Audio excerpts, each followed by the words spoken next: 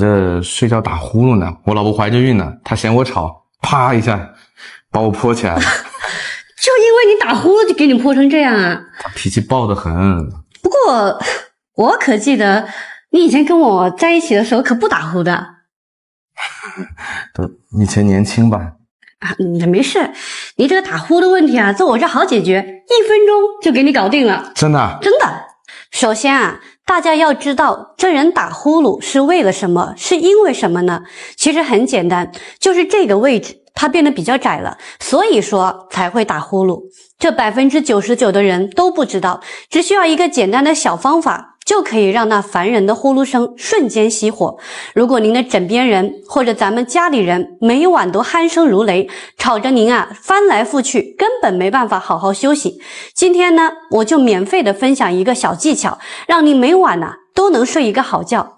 为了防止这条视频以后找不到了，您可以先点个小爱心以及大拇指，咱们先收藏起来，并且呢把它转发给咱们身边的家人和朋友们，咱们一起来帮助更多的人。大家好，我是欧阳，大学学的呢就是这个耳鼻喉，毕业以后一干就是8年。我相信10个人里面有11个人都不知道打呼噜的真正原因。这既不是喉咙的问题，也不是舌头在捣乱，更和睡姿没有太大关系。咱们得找到问题的根源，才能彻底的解决。我一直在强调，打呼噜的本质就是因为咱们的鼻腔太窄，空气没办法顺畅流通，只能被迫用嘴巴呼吸，那自然而然呢就会打呼噜了。如果您的家里有鼾声如雷的人，您先别急着让他去做各种各样的检查，您只需要用我接下来分享的这个小方法，咱们不用花钱，也不用费太大的劲儿，顺其自然的就可以把这个给改掉了。我给打呼噜的家人们用的就是这个小小的止鼾器，你可别小看它呀，它可不是智商税。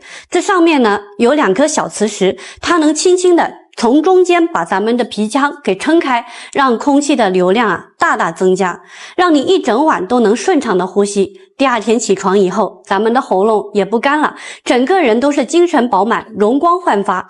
而且呢，它采用的是柔软的硅胶材质，戴起来特别舒服，平时携带起来呢也特别的方便。